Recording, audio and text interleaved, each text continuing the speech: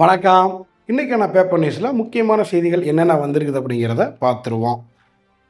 புதுப்பிக்கப்பட்ட அண்ணா நினைவிடம் சென்னை மெரினா கடற்கரையில் கருணாநிதி நினைவிடம் திறப்பு. முதலமைச்சர் மு க ஸ்டாலின், நடிகர் ரஜினிகாந்த் தலைவர்கள் பங்கேற்பு. நாடாளுமன்ற தேர்தல் பாதுகாப்பு பணிக்காக தமிழகத்திற்கு 200 கம்பெனி துணை ராணுவம் வருகிறது. தலைமை தேர்தல் அதிகாரி தகவல். தமிழ்நாட்டில் 34 ரயில் நிலையங்களை மேம்படுத்தும் பணி பிரதமர் நரேந்திர மோடி காணொலி காட்சி மூலம் தொடங்கி வைத்தார். 2000 கோடி போதைப்பொருள் கடத்தல் வழக்கு திமுக நிர்வாகியின் பின்னணியை விசாரிக்க வேண்டும். எடப்பாடி பழனிசாமி வலியுறுத்தல். 3 புதிய குற்றவியல் சட்டங்களுக்கு எதிரான மனு தள்ளுபடி. சுப்ரீம் கோர்ட் உத்தரவு. அதிமுக முன்னாள் எம்எல்ஏ கார் விபத்தில் பலி. ஆபத்தான நிலையில் மனைவிக்கு ஆஸ்பத்திரியில் சிகிச்சை. பாதுகாப்பு பணியில் 5000 போலீசார். பிரதமர் மோடி இன்று பல்லடம் வருகை. பிரம்மாண்ட பொதுக்கூட்டத்தில் பேசுகிறார். முறைகேடு வழக்கில் இருந்து விடுவித்தது ரத்து. அமைச்சர் ஐ. பெரியசாமிக்கு எதிரான வழக்கை மீண்டும் விசாரிக்க வேண்டும். சிறப்பு கோர்ட்டுக்கு ஐகோர்ட் அதிரடி உத்தரவு. 2015-16 ஆண்டில் நடத்தப்பட்ட கீழடி அகழாய்வு முடிவுகளை 9 மாதத்தில் வெளியிட கெடு. மத்திய அரசுக்கு ஐகோர்ட் உத்தரவு. தண்டவாளத்தின் குறுக்கே வந்த எருமைகள் மீது மோதி ஊட்டி மலை ரயில் தடம் புரண்டது. அதிர்ஷ்டவசமாக உயிர் தப்பிய சுற்றுலா பயணிகள். மின்வாரிய பெண் அதிகாரியிடம் நகை பறித்த போலீஸ்காரர். பொதுமக்கள் தர்மடி. காதலிக்க பெற்றோர் எதிர்ப்பு. காதல் ஜோடி கிணற்றில் குதித்து தற்கொலை. உலக வர்த்தக அமைப்புக்கு எதிராக பஞ்சாப், ஹரியானாவில் விவசாயிகள் டிராக்டர் பேரணி. நெடுஞ்சாலைகளில் வாகனங்கள் நிறுத்தி ஆர்ப்பாட்டம். தமிழக பாரதிய ஜனதா தலைவர் அண்ணாமலைக்கு எதிரான வழக்கு விசாரணைக்கு இடைக்கால தடை. சுப்ரீம் கோர்ட் உத்தரவு. பாரதிய ஜனதா கூட்டணியில் தமாக இணைந்தது. அண்ணாமலை சந்திப்புக்கு பிறகு ஜி.கே. வாசன் பேட்டி.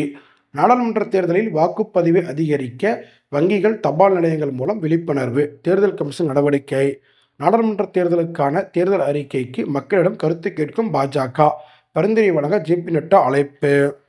திமுகவுடன் 2ஆம் கட்ட பேச்சுவார்த்தை. இந்திய கம்யூனிஸ்ட் கட்சிக்கு கூடுதலாக ஒரு தொகுதி கேட்டுள்ளோம். சுப்பராயன் பேட்டி. பாரதிய ஜனதா பெண் பிரமுகர் படுகொலை.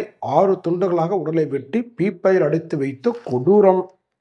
அமைச்சர் உதயநிதி ஸ்டாலின் மனுவுக்கு எடப்பாடி பழனிசாமி பதிலளிக்க ஐகோர்ட் உத்தரவு. ஈரோட்டில் பரிதாபம்.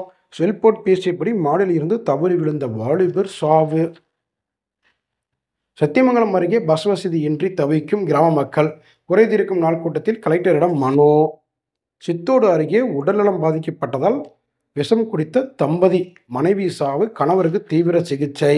மொடக்குறிச்சி அருகே நுழைவு பாலம். ஈரோடு ரயில் நிலையத்திற்கு 38 கோடியில் சீரமைப்பு பணிகள். காணொலி காட்சி மூலம் பிரதமர் மோடி தொடங்கி வைத்தார். ஈரோட்டில் நடந்த மாநில அளவிலான டென்னிஸ் போட்டியில் வெற்றி பெற்றவர்களுக்கு பரிசு. இங்கிலாந்துக்கு எதிரான 4வது டெஸ்டில் இந்திய அணி வெற்றி. தொடரையும் கைப்பற்றியது. ஆப்பிரிக்கா நாட்டில் சங்கிலி தொடர் விபத்து. ஆசிரியர்கள் உட்பட 25 பேர் பலி. மராட்டியத்தில் மாத்ரா இடஒதுக்கீடு போராட்டம் மீண்டும் தீவிரம். அரசு பஸ் தீ வைத்து எரிப்பு. ஊரடங்கு உத்தரவு. இணைய சபை துண்டிப்பு. பாரதிய ஜனதா தகவல் தொழில்நுட்ப பிரிவுக்கு எதிரான அவதூறு வீடியோவை மறுபதிவு செய்து தவறு செய்துவிட்டேன். சுப்ரீம் கோர்ட்டில் அரவிந்த் கெஜ்ரிவால் விளக்கம். போலீஸ் மந்திரி வீட்டில் புகுந்து பால் பாக்கெட்டை திருடிய குரங்கு. சமூக வலைதளங்களில் வீடியோ வைரல். அவ்வளோதான். நாளைக்கு பார்க்கலாம்.